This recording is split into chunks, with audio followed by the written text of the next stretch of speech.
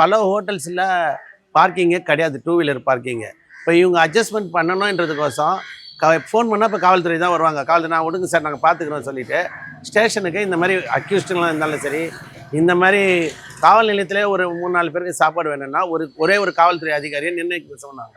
அவங்க போயிட்டு எல்லா ஹோட்டல்ஸு, டீ கடை, இப்போ பஜ்ஜி கடை எல்லா இடத்துலையும் போயிட்டு, இப்போ உதாரணத்துக்கு இப்போ ஸ்டேஷனில் ஒரு பூ வேணும்னா கூட காசு கொடுத்து வாங்குறதில்ல, அங்கே ஒரு பூ கடையில் போகிறோம். இப்போ நான் கூட என்ன சொல்கிறேன்னா, முறையாக பல ஹோட்டல் தமிழ்நாடு ஃபுல்லாகவே சொல்கிறேன், பல ஹோட்டலில் சிசிடிவி கேமராவில் ஆய்வு பண்ணாலே காவல்துறை வந்து சும்மா டீ வாங்கி போகிறது, காஃபி வாங்கி, உதாரணத்துக்கு ஹாட் சிப்ஸில் இருக்க எல்லா ஹோட்டல்ஸ்லேயும் நீங்கள் போனீங்கன்னா ஃப்ளாஸ்க் கொண்டே எடுத்துகிட்டு வருவாங்க காவல் நிலையத்தில்.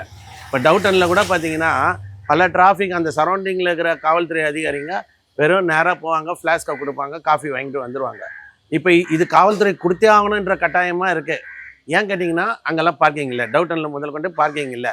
இப்போ வெல்கம் ஹோட்டல் புரட்சிவாக்கம், சும்மா ஒரு உதாரணத்துக்கு தான் சொல்கிறேன், புரட்சிவாக்கத்தில் வந்து டூ வீலர் பார்க்கிங்கே கிடையாது. அந்த ஹோட்டல் ரன் பண்ணுறான், அந்த ஓனர்கிட்ட இவங்களுக்கு ஒரு டைப்பில் நேராக போவாங்க. நீங்கள் அந்த சிசிடிவி கேமராலாம் எடுத்து ஆய்வு பண்ணாலே தெரியும், யாரும் காசு வாங்க மாட்டாங்க.